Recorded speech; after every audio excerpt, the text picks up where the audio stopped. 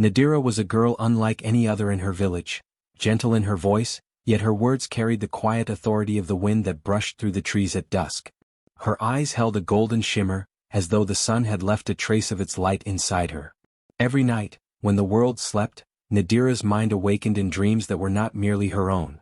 She saw things that had not yet happened, heard the voices of those long gone, and told stories that turned into truths. When she woke, she would sit under the old fig tree and share her visions of harvests that would thrive, storms that would pass gently, and newborns who would bring laughter into homes that had forgotten joy. The villagers adored her. Mothers would bring their children to hear her speak, and elders would consult her before sowing seeds or making decisions. They believed her dreams were threads spun by the ancestors, woven into the fabric of their lives.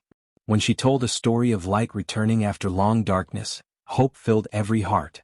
But as her fame grew, so too did the shadows of envy. Some whispered that her dreams were not gifts but manipulations, that she whispered with spirits better left undisturbed. The village priest, an old man named Karim, watched her with unease. He had once been revered for guiding the people, interpreting omens and visions. But since Nadira's arrival, they sought her counsel instead. His sermons began to change, no longer gentle reminders of faith, but warnings of false prophets in human form. "Beware," he said, "of those who walk between worlds. Even light can blind those who stare too long." And though he never spoke her name, all knew who he meant. Nadira, unaware of the gathering resentment, continued to dream. She never used her gift for pride or gain. Her only wish was to heal the small wounds of her world. She once dreamed of a drought ending after a child's laughter echoed through the fields, and so she told the villagers to play drums and dance even when the sky was dry. Within days, rain returned. Her legend deepened. But there were others who feared her, not for what she did but for what she might do. Karim's words festered in their minds. They asked themselves dangerous questions. What if Nadira one day dreamed of death? What if her stories turned against them? What if the gods were angered by a mortal girl speaking in their language of visions? Nadira began to notice the change, the way people lowered their eyes when she passed, the sudden silence when she entered a gathering. Her once bright world was dimming and she could not understand why. At night, she dreamed of whispers in the dark, of eyes watching her from behind veils of smoke. In her dreams, a voice told her, when truth becomes fear, even dreams must defend themselves. Still she remained kind. Still she smiled. Yet something within her heart began to tremble, not out of fear for herself but for the people she loved. The dreams were growing stronger, louder, harder to contain. Sometimes she would wake with tears on her cheeks, unable to remember what she had seen but knowing it was something that would change everything. And so, under the same fig tree where her stories had once brought laughter, Nadira prayed to the ancestors for guidance. The wind that night felt strange, heavy, listening. The stars shimmered as if holding their breath.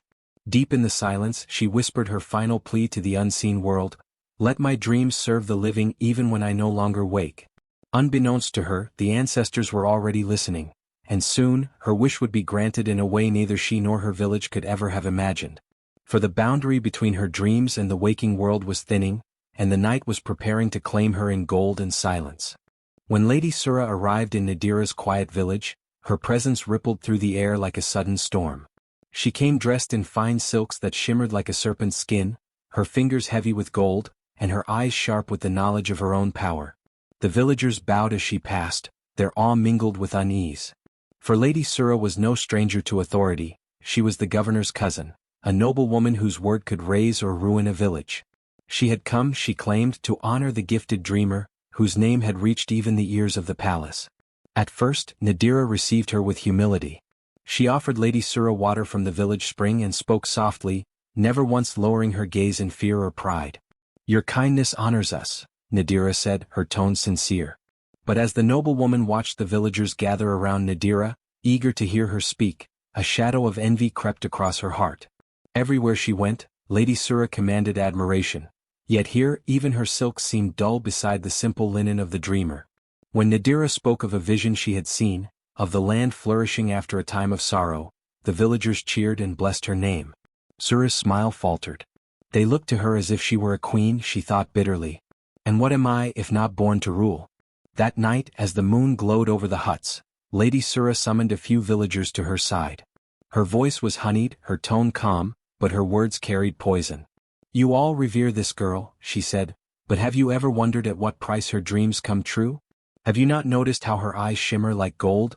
Unnatural, isn't it? Perhaps she has bargained with something dark. The villagers exchanged nervous glances. They had never questioned Nadira before, but doubt, once planted, grows swiftly in fearful soil. Lady Sura continued, I have seen this before in the capital. Dreamers who steal the future of others to make their prophecies real. They weave misfortune into others' lives so their own words may shine as truth. Tell me, have none of you suffered since she began dreaming? A few murmured uncertainly. A child had fallen ill last moon. A trader had lost his harvest to sudden rain. Coincidences, perhaps, yet under Sura's gaze they began to feel like proof. Within days whispers spread through the streets like smoke. Women who once sought Nadira's blessings now avoided her eyes. Children who once laughed at her stories hid behind their mother's skirts. Even the old priest Karim found his tongue loosened by Sura's influence. Perhaps, he said to the people, the noble woman speaks truth. Perhaps we have trusted too much in what we do not understand. Nadira sensed the change like a chill in the air. Where once she was greeted with smiles, now doors closed softly as she passed.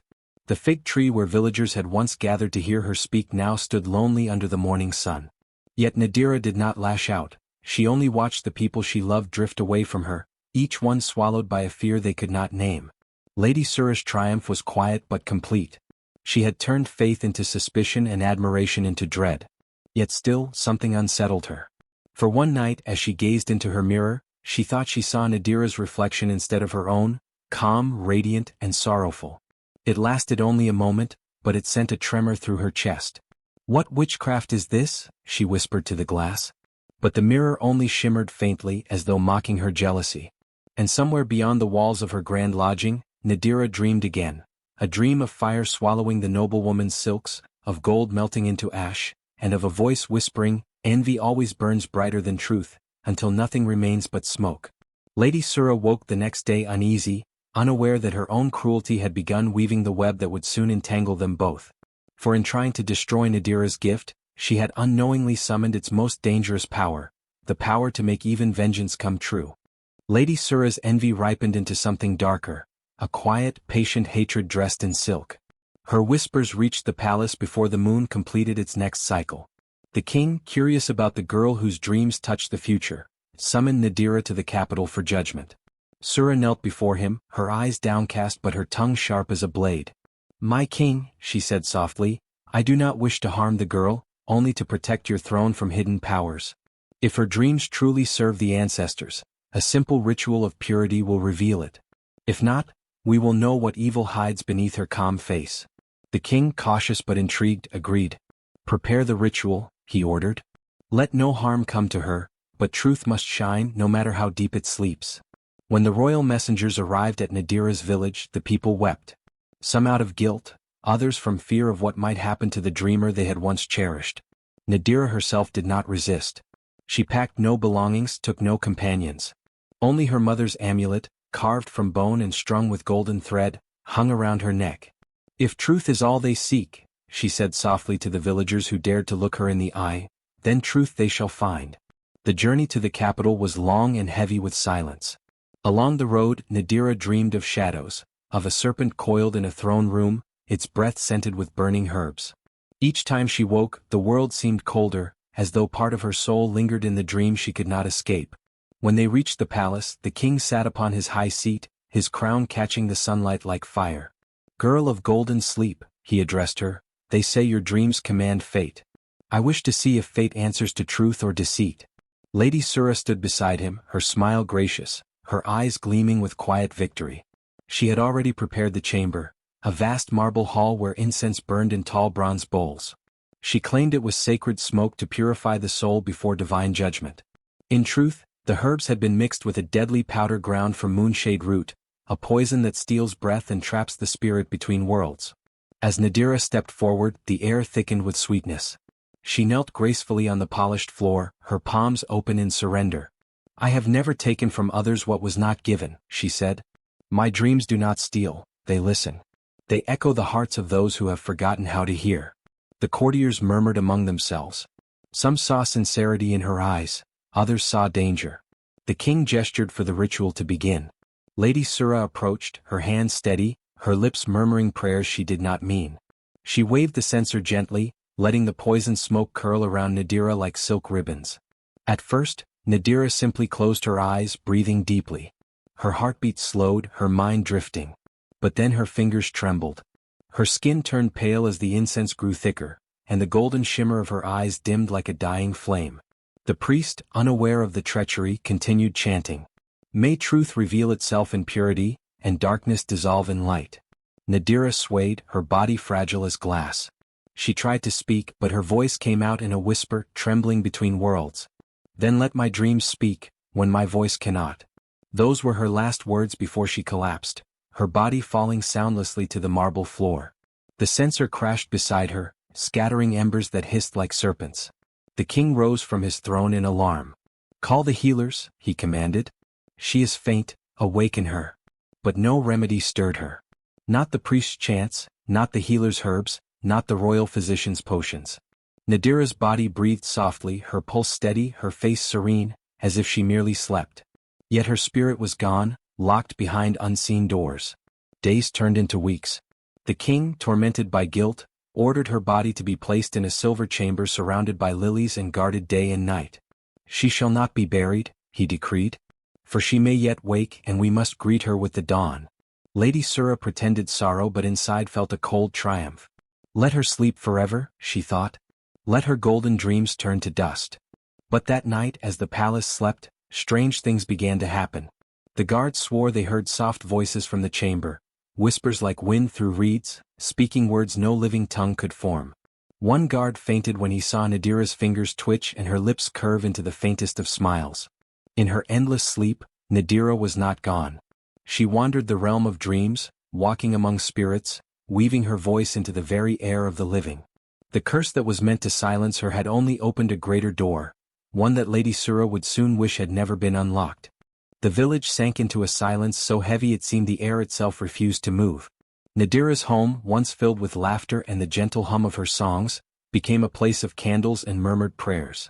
Her parents, hollow-eyed and trembling, visited the temple each dawn, their footsteps echoing against the stone path. There, in the center of the sacred hall, Nadira's body rested within a crystal chamber, a gift sent from the capital by order of the king, his last act of repentance. The chamber shimmered with faint gold, preserving her as if she slept beneath morning light. Her face remained peaceful, her lips curved slightly, as though her next breath might return at any moment. Each day, villagers came bearing offerings, bowls of milk, woven garlands and petals of moonflowers. Some prayed for her awakening, others for her spirit's rest. Children, unaware of the full weight of her tale, pressed their small palms to the glass, whispering secrets as though she could still hear. The elders spoke in low tones, her soul wanders. She was too good, too pure, the earth could not hold her spirit long. But soon the stillness began to change. It started with a dream, one that came to a young shepherd boy. He awoke at dawn, shaking, his voice trembling as he told his mother, "I saw her. Nadira. She stood in the fields by the river calling my name.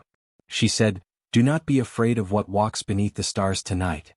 That evening, a storm swept the valley, fierce enough to uproot trees. Yet the boy and his flock, who had sought shelter early because of her warning, were unharmed. Then others began to dream. The potter's wife saw Nadira kneeling beside her kiln, whispering, "Let the earth shape truth, not greed." The next morning, when the woman opened her oven, she found her broken pots reformed, smooth and whole again, as if unseen hands had repaired them overnight. Word spread quickly, fear and wonder threading through the village like fire through dry grass. Some knelt at the temple gates, calling her a saint. Others whispered more cautiously, "She is neither living nor dead. Her soul walks the veil." At night, soft winds carried her name, Nadira, Nadira, through the trees. Windows rattled without storm, and the temple bells sometimes chimed though no hand touched them. One night, her closest friend, Leary, dreamt she sat beside Nadira under the old acacia tree. Nadira smiled gently and said, "Tell my mother not to cry. The world of dreams is not a cage. I am learning to speak through the silence." When Leary woke, tears streaked her face, and she found a single golden feather on her pillow, shimmering faintly before dissolving into dust. Fear and faith began to divide the people. Some believed she had become an angel of the ancestors, bridging their world and the living. Others muttered of curses and dark spirits. No mortal should speak from death's sleep, they warned. The priest himself grew restless, kneeling before her chamber each midnight, whispering, "If your voice still walks among us, tell me, are you blessing us or warning us?" And sometimes just before dawn, when the temple was empty and quiet, a faint echo would ripple through the air, a soft hum like the start of a lullaby. Those who heard it swore they saw her breath mist against the crystal from the inside, as if she were dreaming still, and listening to those who dreamed of her. The villagers began leaving messages by her chamber, written on palm leaves, sealed with wax, or whispered directly to the glass, prayers for health, for rain, for forgiveness. And somehow their wishes began to come true. The old regained their strength. The sick found healing in their sleep. The cursed fields began to sprout again after long years of drought. And so, the saying spread across the valley, "The sleeping girl still speaks." Some said it with hope, others with fear. But all bowed their heads when they passed the temple, for none could deny that the dreams of Nadira had found a way to live on. It began with a child's trembling voice at dawn. Little Ishan, the miller's son, ran barefoot through the misty streets, his eyes wide with terror and wonder. "She came to me," he cried, clutching his wooden toy. "The sleeping girl, Nadira. She said the river will rise. She told me to tell everyone to climb the hill before the moon is full." At first, the villagers laughed softly, patting his head. Children, after all, often dreamed of spirits and heroes. But as Ishan described her golden glow, the scent of jasmine in the air, and her gentle voice whispering, "The water remembers its path," even the elders fell silent. The boy's mother wept quietly, for she had prayed at Nadira's chamber just the day before, asking for safety from the growing storms. She hurried to the temple, kneeling before the crystal coffin. "If you still walk among dreams, bless this warning," she whispered. Outside, clouds began to gather, thick, dark, and heavy with the smell of rain. By nightfall, the first thunder cracked across the horizon. The river, swollen from unseen rains upriver, began to tremble against its banks. At first it was just a whisper, a murmur of water brushing higher than usual, but by the second night, the current roared like a beast unchained. The villagers, frightened by the storm's unnatural force, remembered Ishan's dream. Panic rippled through the town as they grabbed children, animals, and bundles of food, fleeing toward the higher dunes. When dawn came, the village below was gone. The once still river had swallowed it whole, leaving only rooftops peeking from beneath the muddy waves. But every soul who heeded the boy's dream had survived. They gathered on the hilltop, shivering and soaked, as the rain turned to mist and sunlight broke through. And there, stretching across the morning sky, a band of color appeared, a shimmering arc that glowed faintly gold at its center. Old Leary, Nadira's closest friend, looked at the rainbow and whispered, "She warned us. She's still with us." Her words spread like wind. The people turned toward the temple, now half submerged, and saw the impossible, Nadira's crystal chamber glowing faintly beneath the water, untouched and pure. The light pulsed like a heartbeat, slow and steady, as if she were breathing through the flood. In the days that followed, gratitude replaced fear. The villagers rebuilt their homes farther from the river's edge, and each night, they gathered to tell the story of how the sleeping girl saved them. Travelers from distant lands soon heard the tale of the maiden who dreamed beyond death, whose voice crossed the veil to protect her people. They came with offerings and questions, hoping her dreams might reach them too. The priests declared her a messenger of the ancestors. "Her spirit sleeps between worlds," they said. "Through her dreams, the dead remember mercy." Even the king sent word, demanding to know if the rumors were true, if a cursed girl now spoke with the wisdom of the gods. And somewhere in the still heart of her sleep, Nadira dreamed again. She saw the floodwaters recede, the villagers standing beneath the sun, her name whispered with reverence and awe. In her dream, she smiled faintly, and the wind carried her laughter through the trees. Those who listened closely that night swore they heard it, soft and distant, yet alive, a promise that her dreams had not ended, only begun. From that day on, whenever storms gathered over the hills, the villagers would leave a single lantern burning beside the temple water. Its flame flickered in the wind like a heartbeat, a signal to the girl who slept, their guardian of dreams, the one who turned silence into salvation. The dreams came more frequently now. What began as whispers in the night became entire conversations between the sleeping and the silent girl beneath the crystal glass. Old men spoke of seeing her standing beside their childhood homes. Mothers claimed she sang lullabies to their restless infants. Even those who had doubted began to dream, not vague flashes or shadows, but vivid encounters where Nadira stood bathed in golden light, her eyes half closed, her voice soft but powerful. She spoke to each person differently. To one farmer she appeared beside his dying crops, touching the earth until green sprouts rose again. To a widow she whispered where her husband's lost pendant lay buried.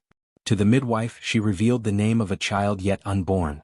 Every dream carried a truth that could not be ignored. And when the dreamers awoke, they found her words had become reality. At first, the villagers found comfort in her voice. They called her the dreaming guardian. They built altars of flowers near the temple and left candles to burn through the night.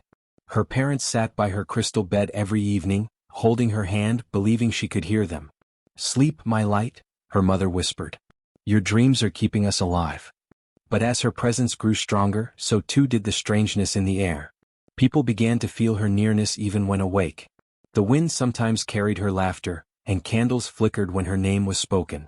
Travelers who came to see her claimed they saw her eyes flutter as though she were dreaming of them. The boundary between dream and waking began to dissolve, like two worlds slowly overlapping. In one such dream, the chief of a nearby town saw Nadira standing before a vast field of mirrors. "Beware those who break truth for pride," she said, her tone both tender and stern. "The reflection of lies burns brighter than fire." The next morning, the man discovered his steward had been stealing from the town treasury for years. Her dreams had become not just omens but judgments. And then for the first time Lady Sura dreamed too. It began as a whisper, her own name spoken from far away. She woke drenched in sweat, her chest tight with dread. That night she refused to sleep, but as exhaustion claimed her, she slipped once more into the dream realm. This time Nadira stood before her, not as a frail village girl, but as something radiant, her form surrounded by shimmering threads of light that moved like living silk. Her lips curved into a faint, sorrowful smile. "You took my breath," Nadira said softly, "but you cannot take my voice." Sura tried to speak, but her words failed. The dream world bent around her, showing flashes of her treachery, the poisoned incense, the mocking laughter, the king's blind trust. Nadira's eyes glowed brighter, her golden aura pulsing like the heartbeat of the earth. "Every lie," she said, "echoes in the dreams of the innocent." When Sura woke she screamed. The court physicians came running, finding her trembling in her bed, her once perfect hair streaked with white. "She's in my mind," Sura muttered over and over. "The cursed girl is watching me." From that night onward, Lady Sura could no longer rest. Every time she closed her eyes, Nadira's face appeared, not angry but calm, unyielding and endlessly aware. Servants reported hearing Sura talk in her sleep, begging forgiveness to someone unseen. Even in daylight, she flinched at shadows that seemed to move on their own. Meanwhile, the kingdom thrived under Nadira's unseen guidance. Crops flourished, droughts ended, and quarrels between clans eased after people began sharing their dream messages. The sleeping girl had become both myth and miracle, a voice of the ancestors, bridging the silence between life and the beyond. But among the people's awe and faith, a growing sense of wonder mixed with unease. For if Nadira could reach across sleep, what else could she awaken? And somewhere deep in her crystal chamber, her fingers twitched, a sign that her spirit was stirring, restless, and perhaps not content to remain only a dream.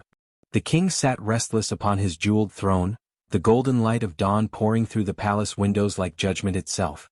Courtiers whispered of the sleeping girl whose dreams could speak to the living. They said she walked through people's slumber, unveiling secrets, mending hearts, warning of storms, and even foretelling justice. The king's sleep had grown uneasy since those whispers began. For deep down, he remembered the day Lady Sura had convinced him to cleanse the girl's spirit, the incense, the chants, the stillness that followed. Her collapse had haunted him more than he dared admit. Now her name echoed in every marketplace and prayer hall. Pilgrims carried jars of sand and oil to the village where she lay. Mothers taught their children her songs. Even the priests claimed her dreams carried divine truth. And with every retelling, Nadira became less of a girl and more of a legend, a force beyond his reach. Fear gnawed at him like an unrelenting worm. What if the sleeping girl spoke his name next? What if she revealed the lie, that he, the just king, had allowed an innocent to be cursed? He could feel the weight of her silence pressing on his conscience. Sura tried to calm him, saying it was superstition, but her trembling hands betrayed her own terror. "It's spreading," she whispered.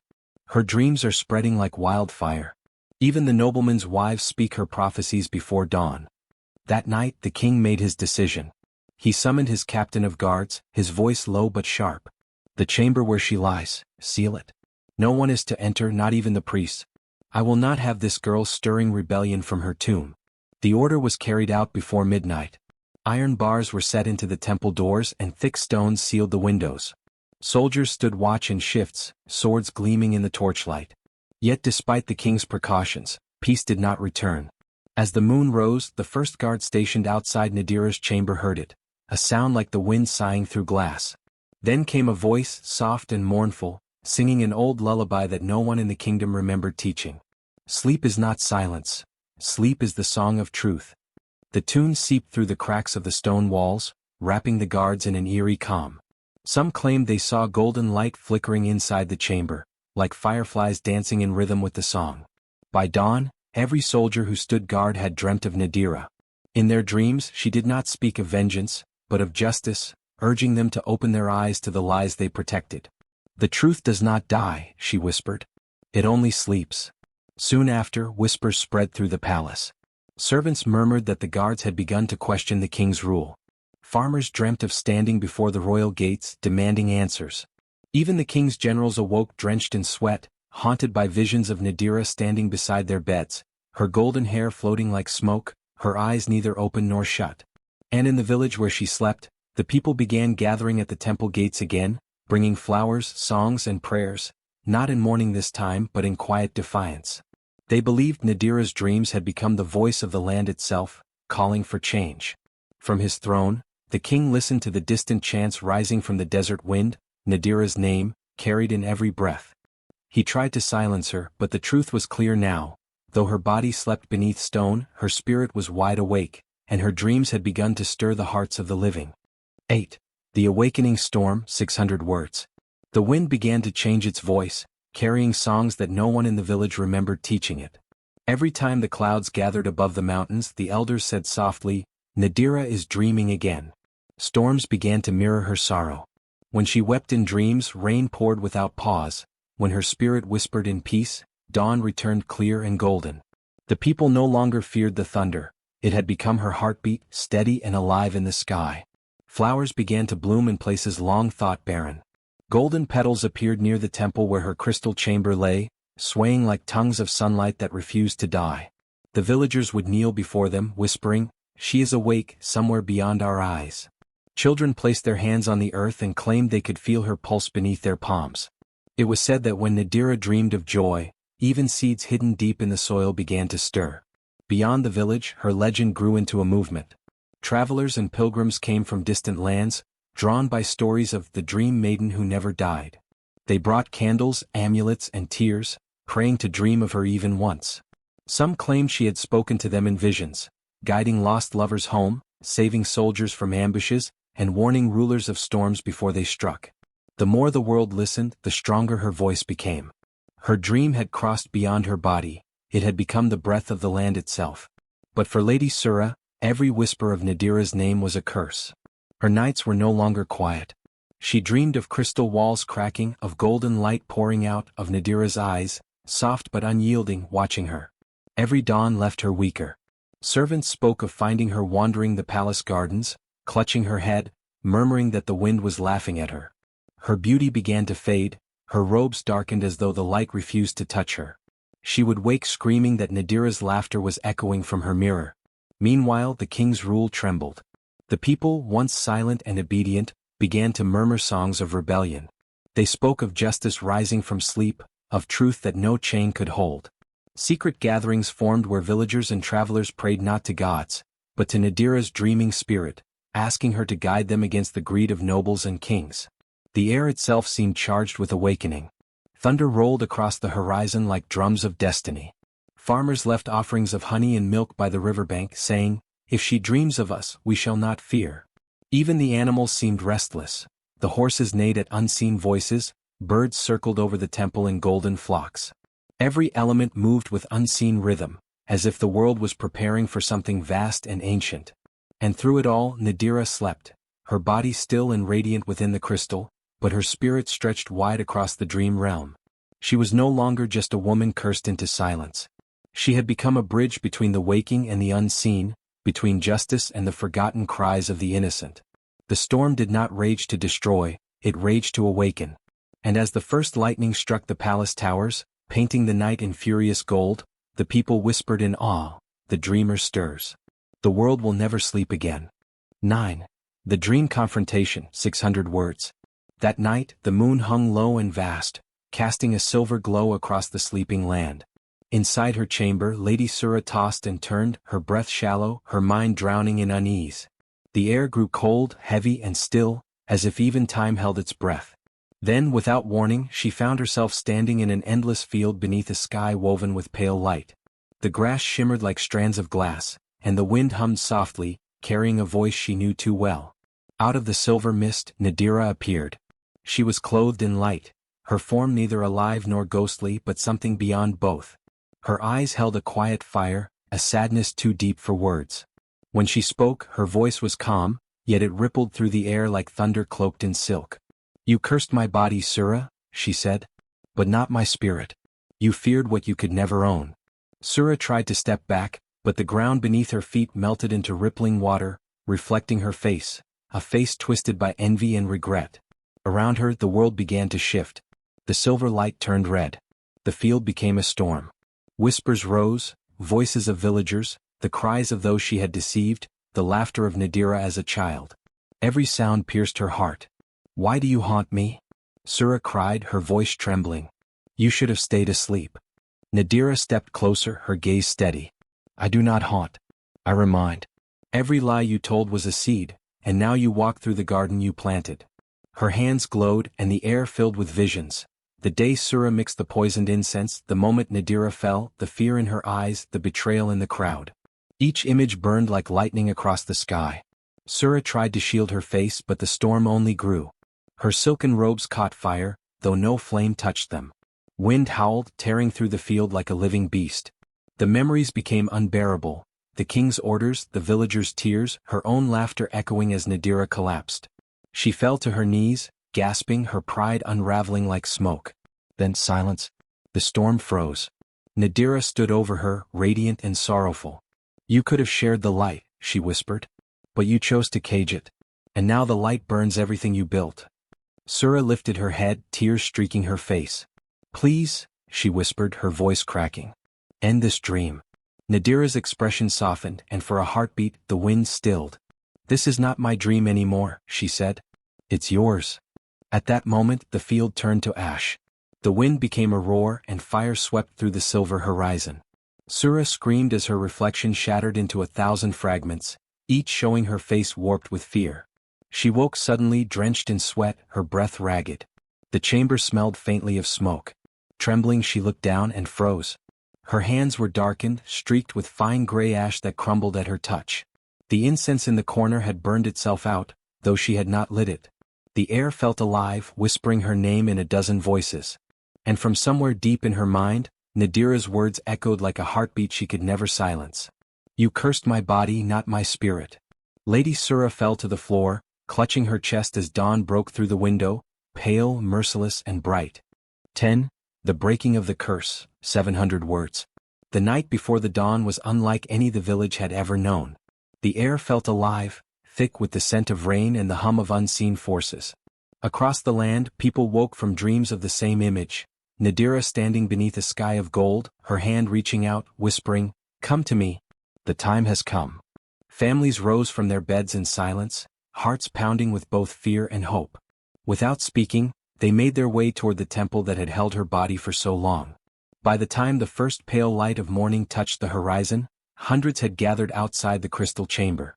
Some came with flowers, others with candles, and some with nothing but trembling hands clasped in prayer. The old priest who once declared Nadira cursed now knelt at the front, tears streaking his face. "Forgive us," he murmured, his voice breaking. "We silenced what was meant to guide us." From within the temple, a low hum began to rise. The crystal that held Nadira shimmered faintly as if breathing. The villagers gasped. The air grew warmer, glowing faintly gold. One by one, voices began to chant her name. Softly at first, then louder, like waves building against the shore. "Nadira, Nadira, Nadira." The walls trembled. Dust fell from the temple ceiling as the crystal pulsed with light. Inside, Nadira's face looked peaceful, her hair floating as if underwater.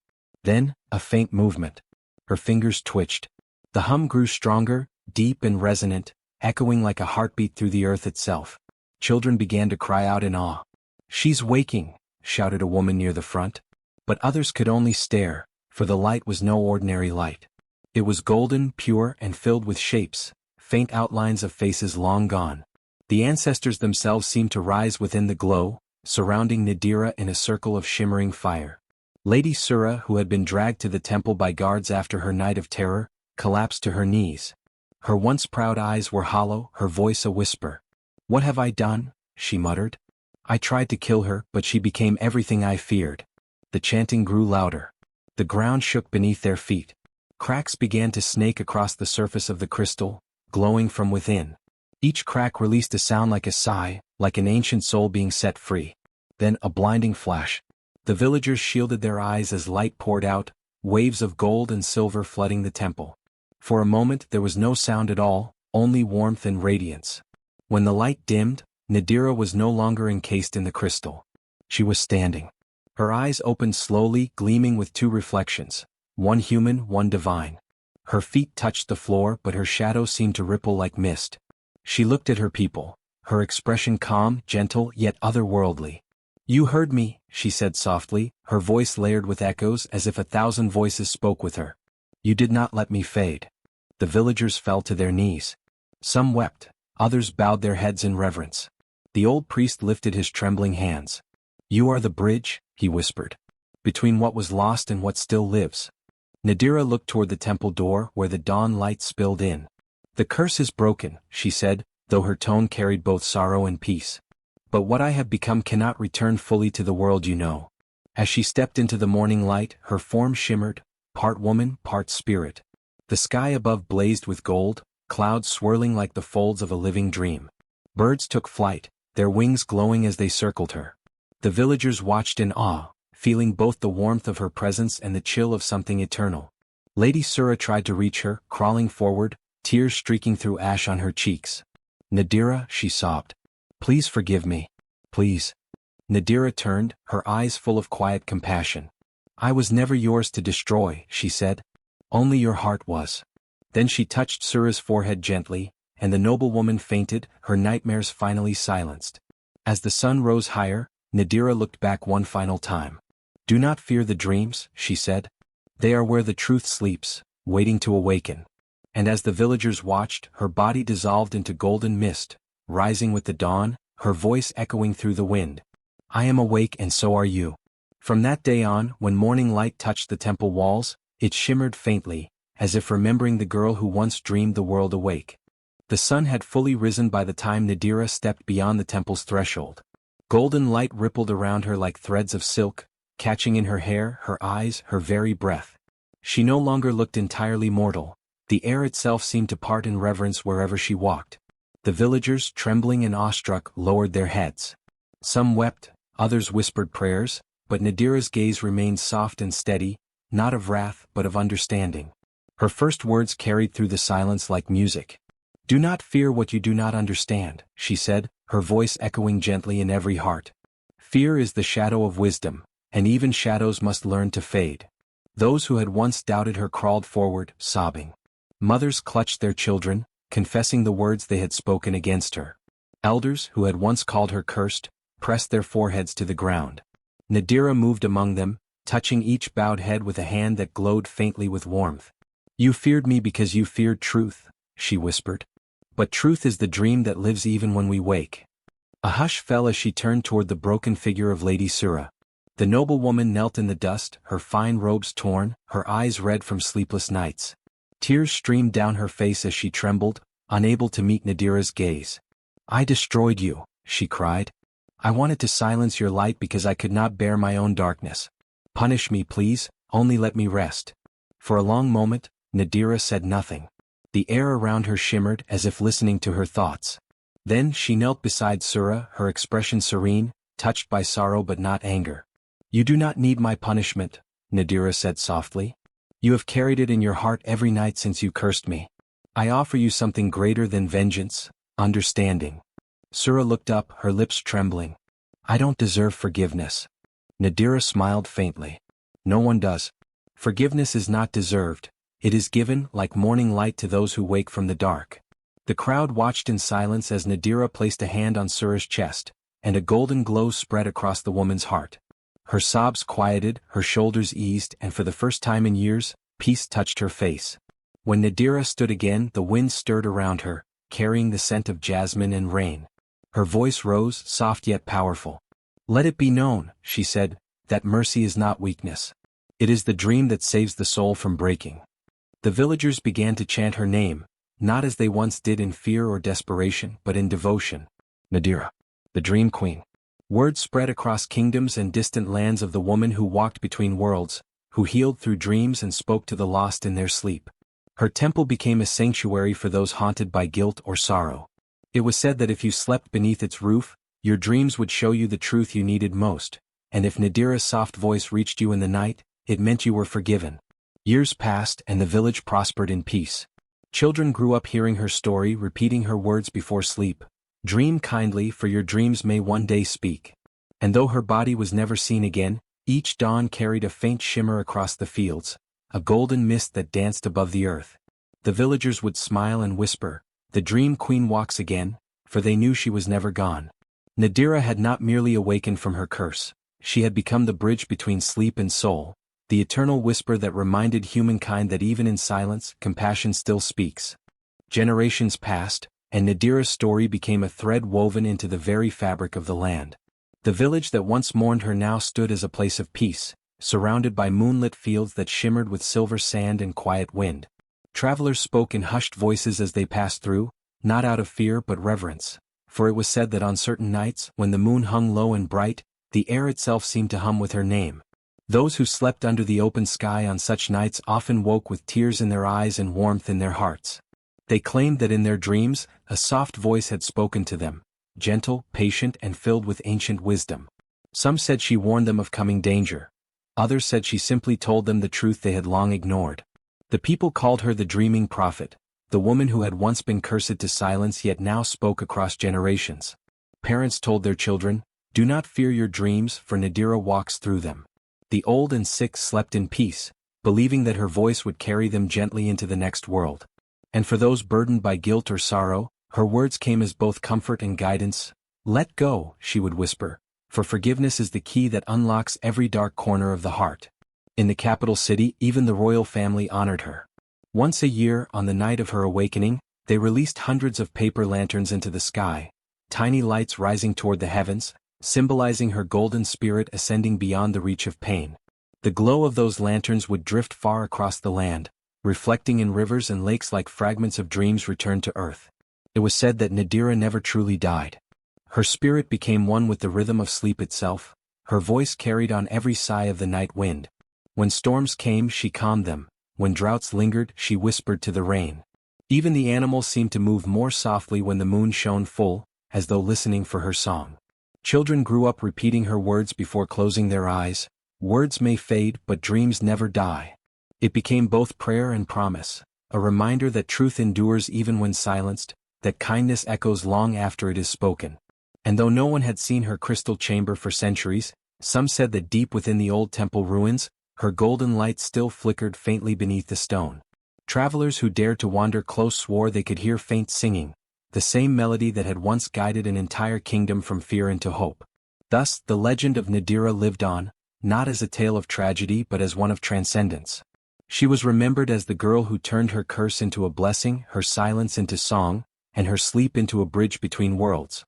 And so, under every moonlit sky, when the wind brushed softly against the fields and dreams carried whispers of truth, people would smile in their slumber, knowing the dreaming prophet still watched over them, eternal, luminous, and kind.